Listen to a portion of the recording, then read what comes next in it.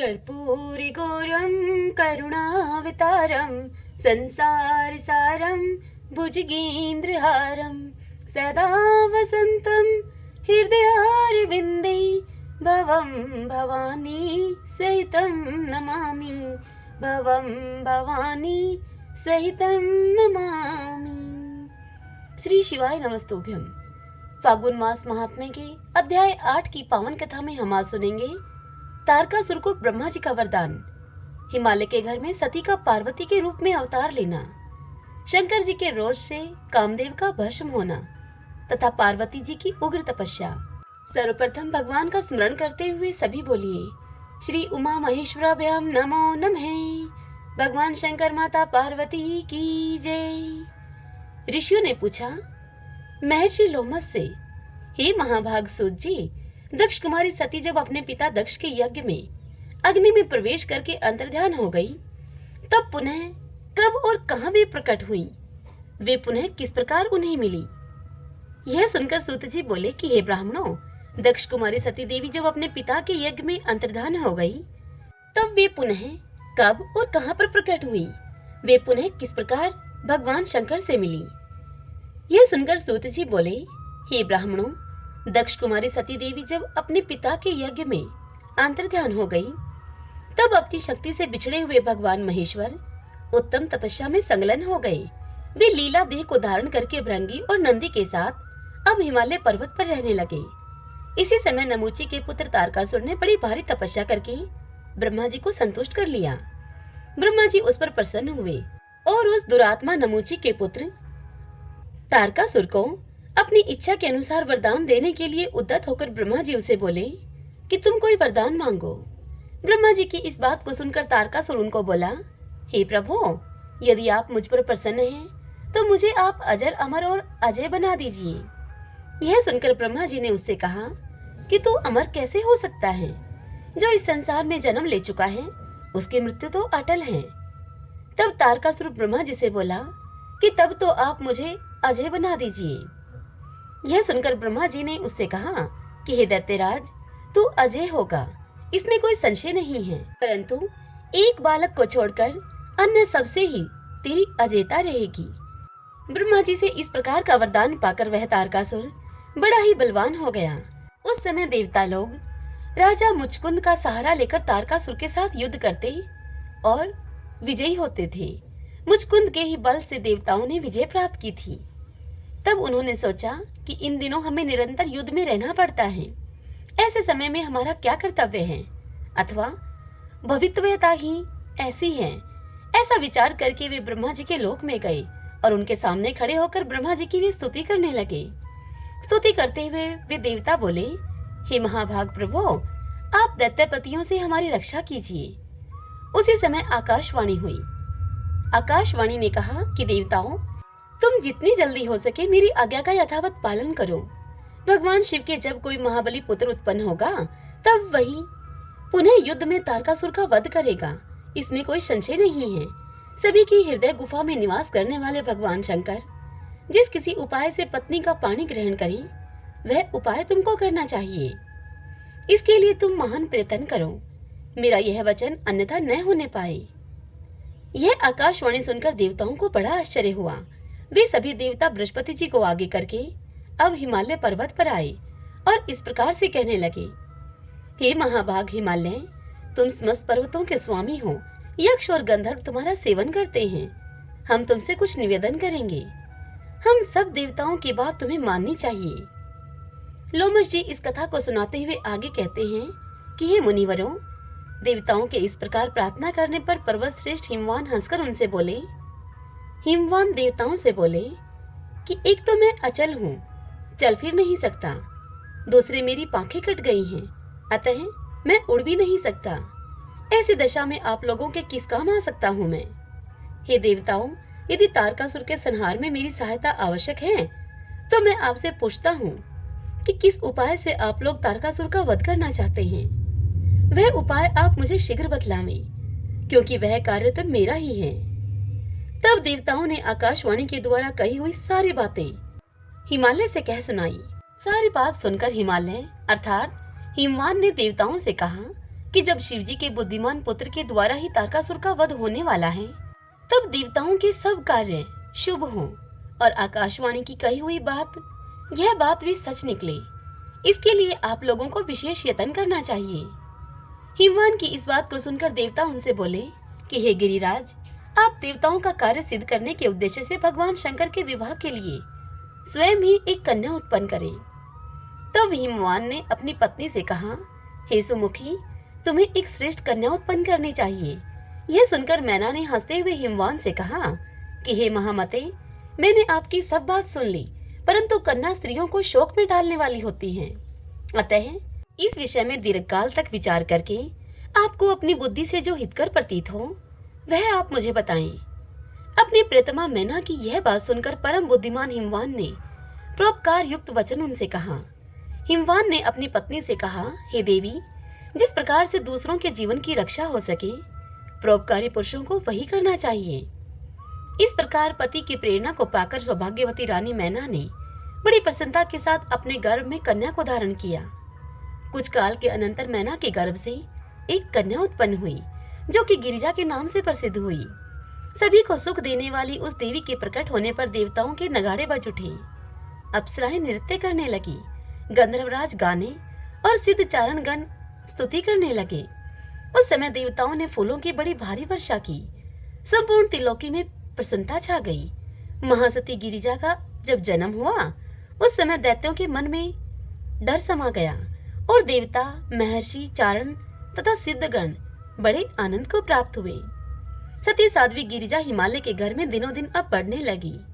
वह कल्याणी कन्या जब 8 वर्ष की हो गई, उस समय महादेव जी हिमालय की कंदरा में बड़ी भारी तपस्या कर रहे थे। भगवान के वीरभद्र आदि सभी पार्षद उन्हें सब ओर से घेरे रहते थे। एक दिन परम बुद्धिमान हिमवान अपनी कन्या पार्वती को साथ में लेकर तपस्या में लगे हुए महादेव जी के पास उनके चरणों का दर्शन कराने के लिए लेकर गए। हिमवान ने वहां जाकर देखा कि सबके स्वामी भगवान शिव तपस्या में लगे हुए हैं। उनके नेत्र बंद हैं, उनके मस्तक पर जटाजूट शोभा पा रहा है, जिसे चंद्रमा की कला विभूषित किए हुए हैं। वे वेदांत वेद परमात्मा शिव एक श्रेष्ठ आसन पर विराजमान हैं। दर्शन करके हिमवान ने भगवान के चरणों में अपने मस्तक को झुकाया और मन ही मन बड़ी प्रसन्नता का अनुभव किया। वे हिमाचल अर्थात हिमवान बड़े ही धैर्यवान एवं उत्कृष्ट प्राणियों के आश्रय हैं। वाणी का रहस्य समझने वाले विद्वानों में उनका स्थान बहुत ऊंचा है। उन्होंने संपूर्ण विश्व का एकमात्र मंगल करने वाले भगवान शिव से इस प्रकार से वार्तालाप किया। हिमवान ने कहा, महादेव, मैं आपके प्रसाद से बड़ा ही सौभाग्यशाली हूँ। हे देवेश्वर, आप मुझे इस कन्या के साथ प्रतिदिन अपने दर्शन के लिए आने की आज्ञा दें। यह सुनकर देवादिदेव भगवान शंकर ने हिमवान से कहा, हे पर्वतराज, इस कुमारी कन्या को घर में छोड़कर ही आप प्रतिदिन मेरे दर्शन के निमित्त यहाँ आ सकते हैं, अन्यथा मेरा दर्शन नहीं होगा आपको। तब हिमाचल ने अपना मस्तक झुकाकर पुनः महादेव जी से कहा कि हे भगवान, क्या कारण है कि मुझे इस कन्या के साथ यहाँ नहीं आना चाहिए। तब भगवान शंकर ने हंसते हुए हिमाचल से उत्तर दिया कि हिमाचल, यह कुमारी सुंदर, कटी भाग से सुशोभित पतले अंगों वाली तथा मृदु वचन बोलने वाली है। अतः मैं तुम्हें बार बार मना करता हूँ कि इस कन्या को तुम मेरे समीप न लेकर आना। भगवान शंकर का यह निष्ठुर वचन सुनकर गौरांगी पार्वती तपस्वी शिव से इस प्रकार से बोली। पार्वती ने शिव से कहा, हे शंभो, आप तो तपः शक्ति से संपन्न हैं और बड़ी भारी तपस्या में लगे हुए हैं। आप जैसे महात्मा के मन में जो यह विचार उत्पन्न हुआ है, यह केवल इसलिए कि यह तपस्या निर्विघ्न चलती रहे। परंतु मैं तो आपसे पूछती हूँ कि आप कौन हैं और यह सूक्ष्म प्रकृति क्या है। हे भगवान, आप इस विषय पर भली भांति विचार करें। देवी पार्वती के ऐसे वचनों को सुनकर महादेव जी उनसे बोले, सुंदरी, मैं उत्तम तपस्या के द्वारा ही प्रकृति माया का नाश करता हूँ। प्रकृति से विलग रहकर अपने यथार्थ स्वरूप में स्थित होता हूँ मैं। इसलिए सिद्ध पुरुषों को प्रकृति का संग्रह कदापि नहीं करना चाहिए। यह सुनकर देवी पार्वती ने कहा, हे शंकर, आपने जिस उत्तम वाणी के द्वारा जो कुछ भी कहा है, क्या वह प्रकृति नहीं है? फिर आप प्रकृति से अतीत कैसे हैं? मेरी यह बात सुनकर आपको तत्व का यथार्थ निर्णय करना चाहिए। यह संपूर्ण जगत सदा ही प्रकृति से बंधा हुआ है। हे प्रभु, हमें वाणी के द्वारा विवाद करने से क्या प्रयोजन है? हे शंकर, आप जो सुनते हैं, खाते हैं और देखते हैं, वह सब प्रकृति का ही कार्य है। प्रकृति से परे होकर आप इस हिमालय पर्वत पर इस समय तपस्या किस लिए करते हैं? प्रकृति से आप मिले हुए हैं, क्या इस बात को नहीं जानते हैं आप? यदि आप प्रकृति से परे हैं और आपकी यह बात सत्य है, तो आपको अब मुझसे भय नहीं मानना चाहिए। यह सुनकर महादेव जी देवी पार्वती से बोले, हे साधु भाषिनी पार्वती, तुम प्रतिदिन मेरी सेवा करो। अब वे प्रतिदिन पार्वती के साथ उनका दर्शन करने लगे। इस प्रकार भगवान शिव की उपासना करते हुए पुत्री और पुष्पिता हिमवान का कुछ समय व्यतीत हो गया। तब पार्वती जी के लिए देवताओं के मन में बड़ी चिंता हुई। वे सोचने लगे कि भगवान शंकर गिरिजा का पाणी ग्रहण कैसे करेंगे। तब उन देवताओं ने कामदेव का आह्वान किया। आह्वान करते ही इंद्र का कार्य सिद्ध करने वाला कामदेव अपनी पति रति और सखा वसंत के साथ वहां पर आया और देव सभा में देवराज के सम्मुख उपस्थित होकर गर्व युक्त वचन वह बोलने लगा। कामदेव ने कहा, हे सचिपते, शीघ्र ही मुझे आप आज्ञा दीजिए। आज मैं आपका कौन सा कार्य सिद्ध करूं? मेरा स्मरण करने मात्र से कितने ही तपस्वी अपनी मर्यादा से भ्रष्ट हो चुके हैं। हे इंद्र, मेरे बल और पराक्रम को आप अच्छी तरह से जानते हैं। शक्ति नंदन पराशर को भी मेरे पराक्रम का ज्ञान है। इसी प्रकार ये भृगु आदि बहुत से अन्य ऋषि मुनि भी मेरी शक्ति को जानते हैं। महान बल और पराक्रम से संपन्न क्रोध ही मेरा भाई है। हम दोनों ने संपूर्ण चराचर जगत को परास्त किया है। सबको हमने मोह महासागर में डुबो दिया है। कामदेव के ये गर्वीले वचन सुनकर इंद्र ने उसकी पीठ को ठोकते हुए कहा कि हे वीरवर, पूर्व काल में तुमने जो जो कार्य किए हैं उनका किसी प्रकार वर्णन नहीं हो सकता। हम सब देवता तुमसे परास्त हो चुके हैं। हे मदन, तुम सदैव हमको जीतने में समर्थ हो। इस समय देवताओं का कार्य सिद्ध करने के लिए तुम भगवान शंकर पर चढ़ाई करो। हे महामते कामदेव, ऐसी चेष्टा करो जिससे कि भगवान शिव पार्वती के साथ विवाह कर लें। देवताओं के इस प्रकार प्रार्थना करने पर संपूर्ण विश्व का मन मोह लेने वाला मदन अर्थात कामदेव अप्सराओं को साथ में लेकर बड़ी उतावली के साथ वहां से चला। हिमालय पर पहुंचकर योद्धाओं में श्रेष्ठ कामदेव रति और मित्र वसंत के साथ सब और सुशोभित दिखाई देने लगा। उसके मन में पिनाक पाणी भगवान शंकर पर विजय पाने की अभिलाषा जाग उठी थी। रंभा, उर्वशी, पुंजिक स्थला, शुकेशी, मिश्रकेशी, सुंदरी, तिलोत्तमा तथा इसी श्रेणी की अन्य अप्सराएं वहां कामदेव के कार्य में सहायता देने के लिए आईं। वहां का आकाश असमय में ही कोकिलाओं से आच्छादित हो गया। अशोक, चंपा, आम, जूही, कदम्ब, नीप, चिरौंजी, कटहल, अमलताश, चमेली, अंगूर की लताएं तथा अनेक प्रकार के नाग केसर वृक्ष हरे भरे एवं फले फूले दिखाई देने लगे। इसी समय धुरंधर कामदेव ने देवदारू वृक्ष की छाया में बैठकर अपने धनुष पर 5 बाण चढ़ाए और भगवान शंकर की ओर दृष्टिपात किया। वे उत्तम आसन पर विराजमान होकर तपस्या में संलग्न थे। भगवान शंकर के जटाजूट में गंगा जी विराजमान थी। चंद्रमा की कला उनके मस्तक की शोभा को बढ़ा रही थी। उनके श्रीअंगों की कांति कर्पूर के समान घोर थी। तपस्या में तत्पर होकर रुद्राक्ष माला और विभूति से विभूषित होकर वे बड़ी शोभा पा रहे थे। वसंत के सहित कामदेव ने जब महादेव जी को अपने बाणों से बींधने की इच्छा प्रकट की, उसी समय परम मंगलमयी जगत जननी गिरिजा अपनी सखियों के साथ पूजन करने के लिए भगवान सदाशिव के समीप आई। वे चंद्रमा की किरणों के समान मनोहर थी। उन्होंने भगवान नीलकंठ के कंठ में दतूर के फूलों की माला पहना दी और सुंदर वंदनवार विंद से सुशोभित त्रिनेत्रधारी भगवान शिव की शोभा को निहारने लगी। इसी बीच में वसंत की सहायता पाने वाले कामदेव ने सम्मोहन नामक बाण से भगवान महेश्वर को बींध डाला। बाण का आघात लगने पर शंकर जी ने धीरे से अपने नेत्रों को खोलकर श्री पार्वती जी की ओर देखा, जो कि संपूर्ण मंगलों को भी मंगलमय बनाने वाली एकमात्र देवी हैं। लोक पावनी गिरिजा नंदिनी की ओर दृष्टि करते ही, उन पर दृष्टि डालते ही कामदेव ने उन्हें व्याकुल कर दिया। वे श्री पार्वती के दर्शन मात्र से मोहित हो गए। सहसा अपनी स्थिति का ध्यान आते ही भगवान शिव के नेत्र आश्चर्य से खिल उठे। उन्होंने मन ही मन खेद प्रकट करते हुए कहा कि मैं स्वतंत्र हूँ, निर्विकार हूँ, तो भी आज इस पार्वती के दर्शन से मैं मोहित क्यों हो गया? कहाँ से, किससे और किसने मेरा यह अप्रिय कार्य किया है? तदंतर शंकर जी ने सब दिशाओं की ओर दृष्टि दौड़ाई।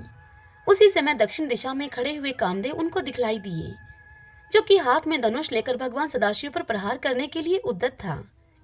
उसने चढ़े हुए धनुष को खींचकर मंडलाकार कर रखा था और पुनः बाण संधान करके मदनांतक शिव को बिंदना ही चाहता था।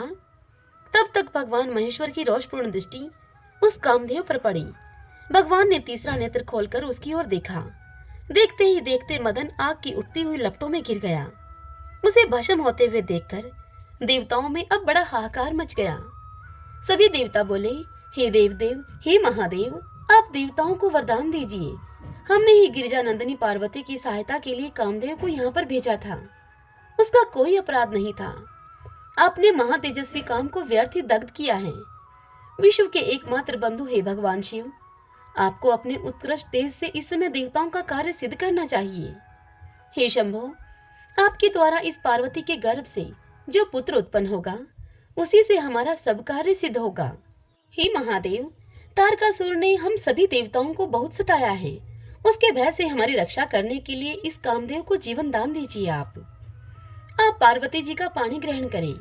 हे महाभाग, देवताओं का कार्य सिद्ध करने में आप अपनी शक्ति लगावें। गजासुर से आप ही ने हम सब देवताओं का उद्धार किया है। कालकूट विष से भी आप ही ने हमारी रक्षा की है। हे भगवान, यह कामदेव देवताओं का कार्य सिद्ध करने के लिए आया था।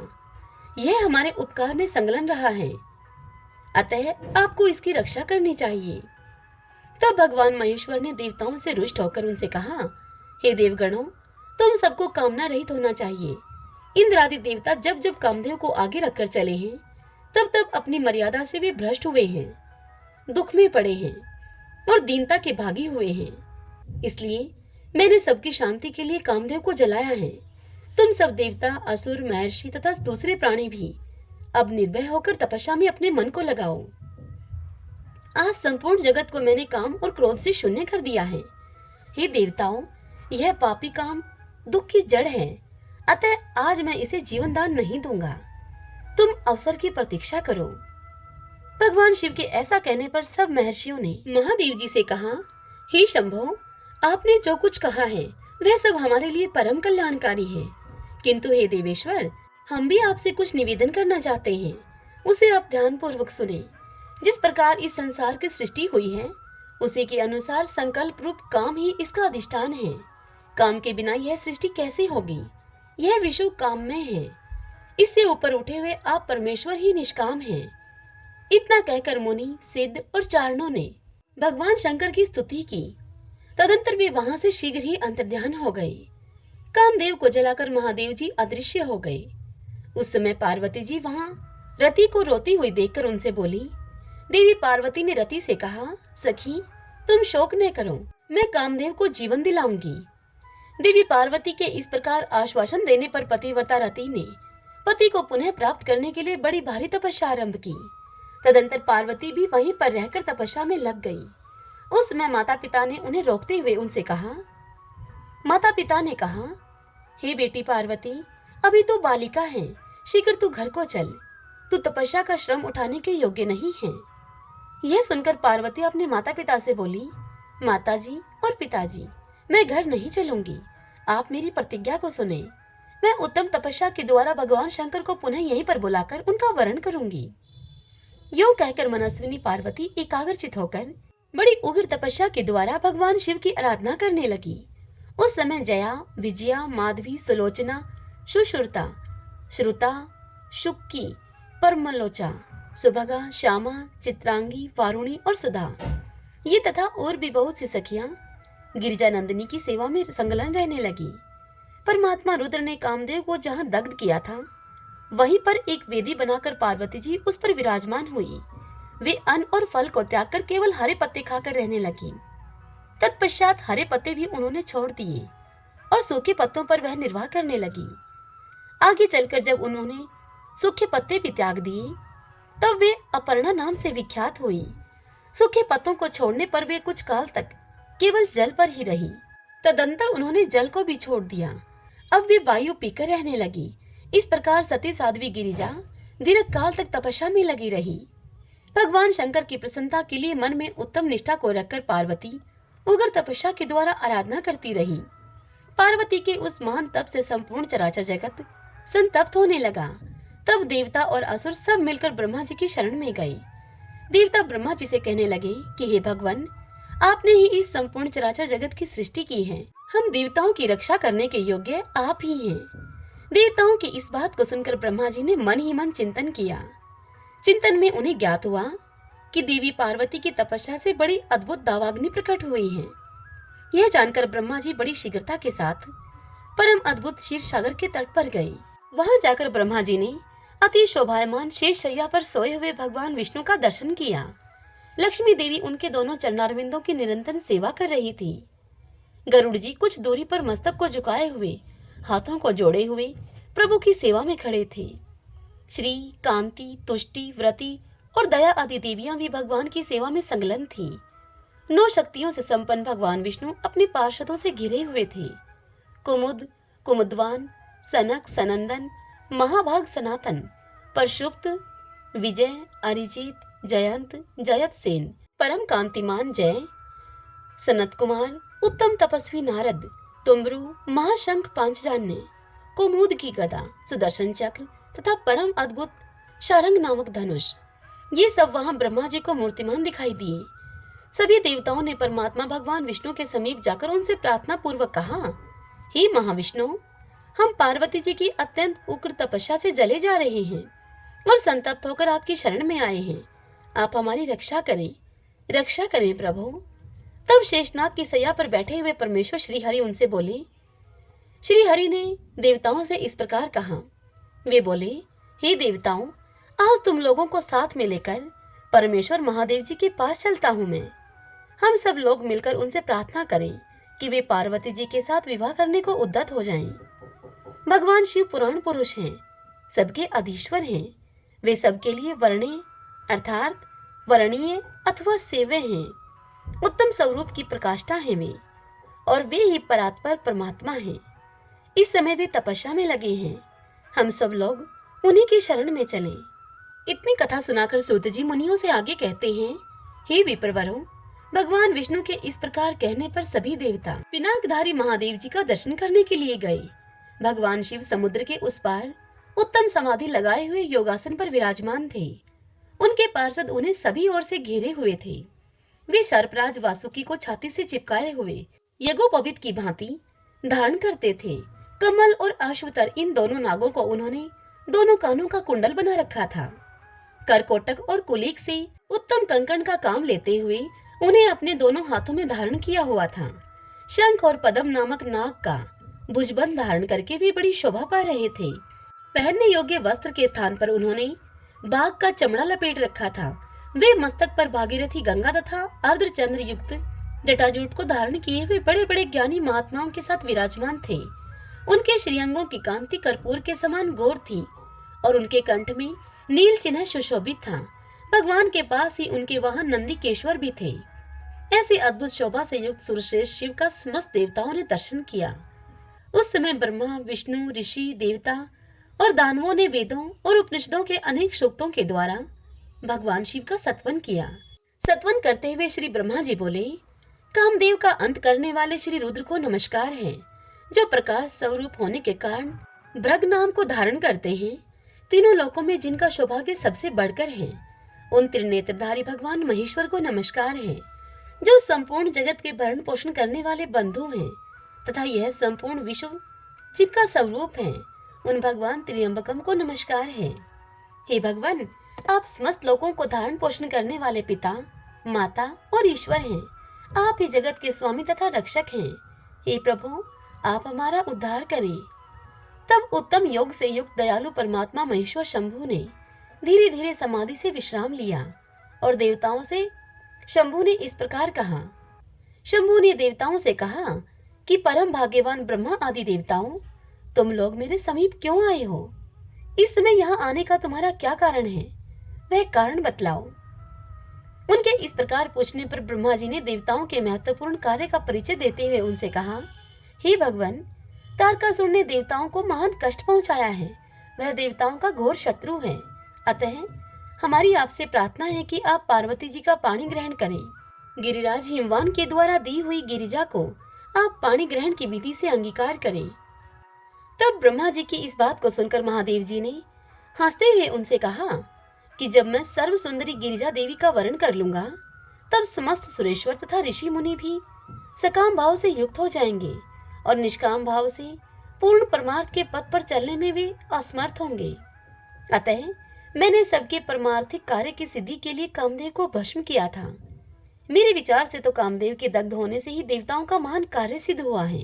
इस काम दहन रूपी कार्य से तुम सब लोग निष्काम हो गए हो। अब जैसा मैं हूँ वैसे ही तुम सब लोग भी हो गए हो। अतः हम लोग अब प्रयत्न पूर्वक अत्यंत दुष्कर तथा परम उत्तम तप का अनुष्ठान करें और सभी से करावें। कामदेव के न रहने से तुम सब देवता समाधि लगाकर परमानंद में निमग्न होकर सदा सुखी रहोगे। काम तो नरक में ही लेकर जाने वाला है। उसी काम से ही क्रोध का जन्म होता है, क्रोध से सम्मोह होता है और सम्मोह से मनुष्य जल्द ही भ्रम में पड़ जाता है। अतः सभी श्रेष्ठ देवता काम क्रोध का परित्याग करके शास्त्रों और संतों के सद उपदेशों को माने, उन्हीं उपदेशों के अनुसार अपने जीवन को बनावे। वृषभ के चिन्ह से युक्त ध्वजा धारण करने वाले भगवान महादेव जी ने इस प्रकार उत्तम बातें सुनाकर देवताओं तथा ऋषि मुनियों को भली भांति समझाया। तत्पश्चात वे पुनः ध्यान लगाकर मौन हो गए। तब वे सभी देवता अपने अपने स्थान को चले गए। फिर शिवजी ने बुद्धि के द्वारा मन को आत्मा में एकाग्र करके अपने स्वरूप का इस प्रकार से चिंतन किया, जो पर से भी अत्यंत परे, अपने आप में स्थित, मल आदि दोषों से रहित, विघ्न बाधाओं से शून्य, निरंजन, निर्लिप्त तथा निराभ्यास, मिथ्या ज्ञान से रहित हैं, जिसके विषय में विवेकी विद्वान भी मोहित हो जाते हैं, जहाँ सूर्य, चंद्रमा, अग्नि तथा नक्षत्र आदि दूसरे किसी ज्योति का प्रकाश नहीं, जहाँ वायु की भी गति कुंठित हो जाती है, जो विचार दृष्टि से भी केवल अद्वितीय अर्थात सद वस्तु है, सूक्ष्म तथा सूक्ष्मतर वस्तुओं से भी परे है, जिसका कोई नाम या संकेत नहीं है, जो चिंतन का विषय नहीं है, जिसमें विकार का सर्वथा अभाव है, जो रोग और शोक से सर्वथा दूर है, विशुद्ध ज्ञान ही जिसका स्वरूप है, सर्वत्यागी सन्यासी जिसे प्राप्त होते हैं, जो शब्द या वाणी की पहुंच से भी परे है, निर्गुण और निर्विकार है, सत्ता मात्र ही जिसका स्वरूप है, जो ज्ञान गम्य होकर भी वास्तव में अगम्य है, वेदांत और आगम भी मूक होकर ही नेति नेति की भाषा में जिसका सर्वदा प्रतिपादन करते हैं, वही सभी के ईश्वर पिनाकधारी भगवान वृषभध्वज परमार्थ वस्तु अर्थात ब्रह्मा परमात्मा है। उन्होंने ही कामदेव का नाश किया है। वे साक्षात परमेश्वर होकर भी तप का सेवन करते हैं। श्री शिवाय नमस्तुभ्यं, श्री शिवाय नमस्तुभ्यं। भक्तजनों, आज के अध्याय की यह कथा यहीं पर पूर्ण हुई। इससे आगे की कथा कल हम अगले अध्याय में सुनेंगे। कल के अध्याय में हम सुनेंगे देवताओं की प्रार्थना से भगवान शिव का पार्वती के पास जाना और उनके प्रेम की परीक्षा लेकर उनकी तपस्या को सफल बनाना। आज की यह कथा आप सबको कैसी लगी? यदि आपको पसंद आई हो तो इस वीडियो को आप लाइक करें और कमेंट बॉक्स में हर हर महादेव लिखिएगा। जय श्री कृष्णा, जय भोलेनाथ।